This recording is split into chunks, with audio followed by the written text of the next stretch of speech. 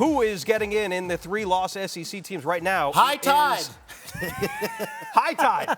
Alabama gets in at the 11th spot. Let's start with Miami, though, and their loss to Syracuse. Not only knocked them out of the ACC championship, it right now has knocked them out of the field. Maddie, correct, incorrect? Should Miami still be in the field, or do you think they are right where they should be? I think they're where they should be. I think the loss really is more so just how the committee sees this, encapsulates the close wins that they had earlier in the year. The close win against Cal, Virginia Tech, the victory against Duke, which was a one-score game there in the fourth quarter. The whole season has just been, let's survive in advance. Yep. They've been doing that.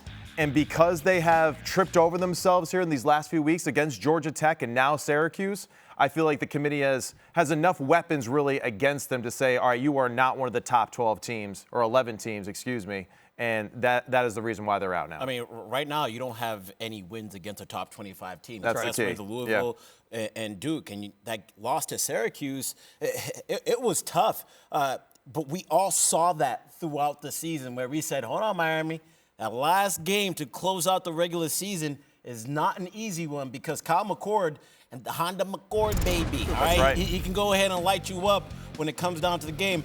And I think that Miami defense has just been the huge Achilles heel. But when you look at Alabama and what they've been able to do this season, who are their best wins? They beat South Carolina. They beat Georgia. Yes, I understand that loss to Oklahoma was very ugly. And that loss to Tennessee, it is a top 25 team. So for Alabama, right now they have a better case. And shout out to everybody in the YouTube chat. I am looking through the group right now.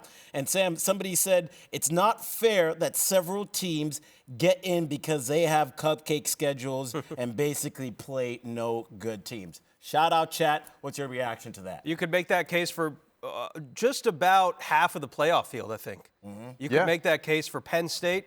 I could make that case for Notre Dame. I mean, just about everybody. This year, you can make a case that disproves or proves everyone's worthiness to be in the playoff except for Oregon. Because they have taken care of business. They're undefeated. Of course, their schedule isn't one of the tougher ones in the country, but still, they've taken care of business. They beat Ohio State at home, and that's why they're sitting pretty right now. With even a loss in the Big Ten championship game, they're still safe, right? Where with everyone else, there's been a lot of headaches, right, for us to decide who are the best teams in the country. Everybody is flawed.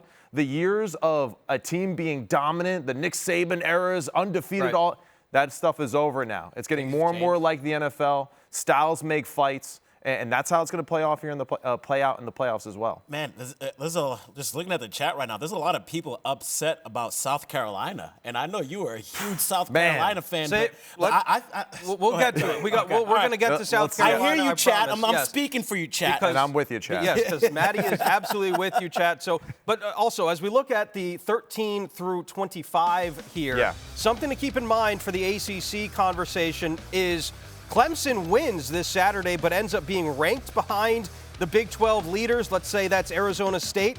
It's possible that the Big 12 champion would be ranked higher than Clemson on Selection Day, therefore giving them the first-round bye in the ACC. Ends up at that 12th spot. Still yet to be played out, but again, you see it's a good point. The aforementioned South Carolina right there. Clearly, the committee is relying on head-to-head, Maddie.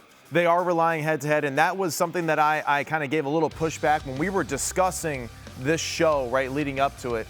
I kind of go more of what have you done for me lately? And for Alabama, hey, I've been impressed with you this year. Remember a few weeks ago, I was down on them. Then they ripped off 2 great wins in a row. Jalen Milroe's going off. They're playing great offensively. They're playing better on defense. Then they laid an egg against Oklahoma, and for some reason, I still haven't forgotten that egg against Oklahoma, and it's hard for me to do that. Whereas South Carolina, they've improved dramatically. Their young quarterback is making plays. He's an absolute playmaker in the pocket, outside the pocket. The defense is one of the more talented defenses in the country. I mean, Kennard, no doubt. I mean, Tonka Hemingway, these guys are disruptors there, and they can play really good team defense, championship-level defense with that kid playing quarterback. So, that's where, if I was in that room with the committee, I would say recently this is the hottest team in the country, and they need to be rewarded. But, of course, like you said, it's head-to-head, and that's what they're relying on this year. But real quick, Scoob, like, as we see it right now, there really isn't a path for South Carolina to get in. No. Yeah, and that's what I had my eye on coming into this rankings reaction, because where they had those 3-loss ACC teams was essentially the waiting list of who is going to get that spot, right? Soon as I saw Alabama ahead of South Carolina, I was like, okay, they're out. They're done. Yeah. And it's unfortunate that they don't have any more games to prove that they are a top 12 team in the country. Shane Beamer came out. He's been lobbying for it. It's kind of fun to see these coaches all trying to make a case. Lane Kiffin making a huge case for Ole Miss as well. But you look at South Carolina, their losses, LSU, Ole Miss, and Alabama.